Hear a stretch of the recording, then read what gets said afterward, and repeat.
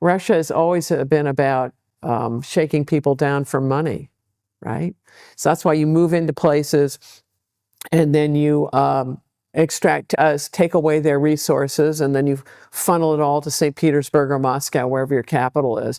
That's very Russian, right? And think about during the whole Cold War. Russia was the poor place, Eastern Europe was the rich place, and Russians are just extracting resources from Eastern Europe. And they say, oh, but we gave them all the oil. And it's like, you got so much more back in return. Whereas I think China is not extractive in that way. I'm thinking about it on short notice. Don't you think that essence of their imperial models is having vassals, like, you know, for Russia, Belarus, for China with Burma? Well, China has this, well, there's a parallel that the Chinese want to run everything out of Beijing, and then you have bilateral relations. And then the Chinese will just say it overtly that, hey, we're big, you're small, so just do what you're told, right? And that is very much their attitude. And the Russians seem to take over people, they want physical domination with their military in there. And maybe part of it has to do with the geography that China, the Han expanded and about as far as you could until the mountains reached, right? And then Russia used to be strong.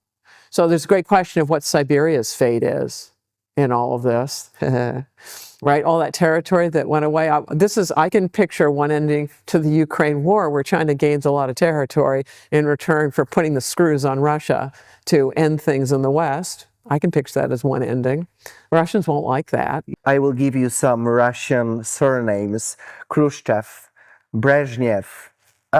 You told me they're Ukrainian. Khrushchev was Ukrainian, Brezhnev from Donbass. So yeah, you're he's right. a Russian family that moved there. Yeah, you get point, you're right. Does imperial core experience teach a country to think like a great power? I don't know. Isn't it also how we educate our children on what we tell them about themselves? Does it, you know, maybe explain why Kyiv plays great power politics better than Warsaw, better than my country? Oh, I don't know, but I'm going to give you in fact, I'm going to give you a hypothesis, but you actually understand Polish. Yeah, I don't know if this is how it works, but the Russians are really good, as far as I can tell, at understanding other people's psychology, and they understand why people dislike each other. They understand fractures in other societies, and their game is to feed both sides, and so that they fight with each other, and then the country weakens and they come on in. So with the various partitions of Poland, and particularly when, didn't you have like a unanimous rule thing for your governing body? It would be such a piece of cake for Russians to feed both sides in a fight. And you wonder, I don't know whether the documentary evidence is even available on that, of whether you would do that, and then Poland, because the Poles are all fighting with each other, that enables Russia to come in. But you can certainly see this where they're leveraging all the fake news. Right, it's so hard to prove that, oh, this meme came from Russia. War, right? Yeah, but it's very difficult to prove that this really clever meme is from Russia, and then some, what they call полезный дурак, the useful fool, which would be people who are sharing these memes all around. In the Cold War, the way Russian, it's just, what is it, disinformacja, right? Their disinformation. The way they would, the same, right? Desinformacja. Yeah, the way they're trying to do it in the Cold War, this is prior to all the social media, is they would try to place it like in an African newspaper. Why Africa? Because those newspaper stories weren't particularly well vetted, and they would try putting a whole bunch of these things in, like that the United States is doing biological weapons in the Korean War, which we weren't. The fact is that they couldn't inoculate their people, and that's why they're all dying of disease. And then occasionally one of these articles would bubble up and be taken by the Western press, and then it might take on a life of its own. And then it'd be hard to disprove. Like, how do you disprove that you didn't do biological warfare in the Korean War? It's really hard to disprove, right? Even though you never did.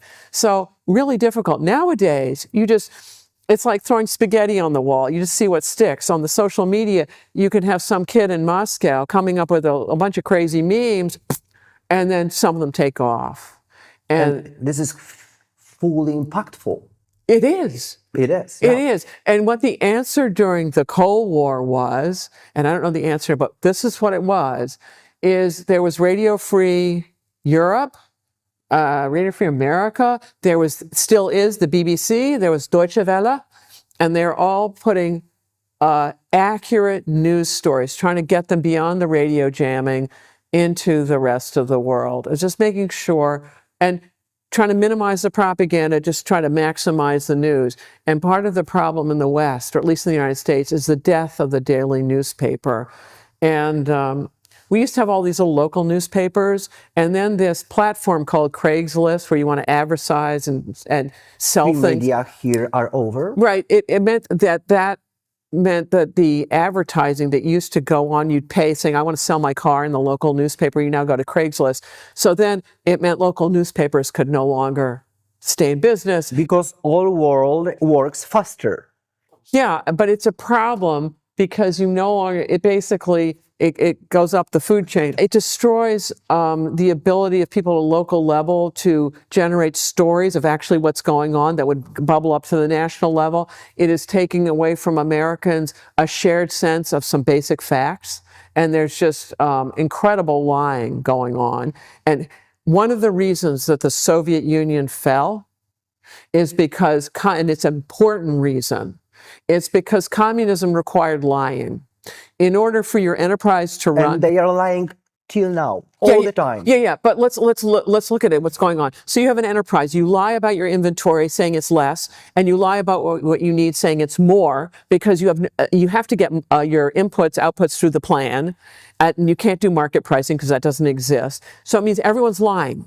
So then you're aggregating these statistics so that you've got, the further up the food chain you go, the less people know what the accurate statistics are. So the Soviet Union is grossly misallocating capital, labor. They don't know about what productivity is. They have no idea what consumer preferences are. And they don't figure out that they're in an unfixable mess till it's metastasized into a disaster. So this is a problem with lying.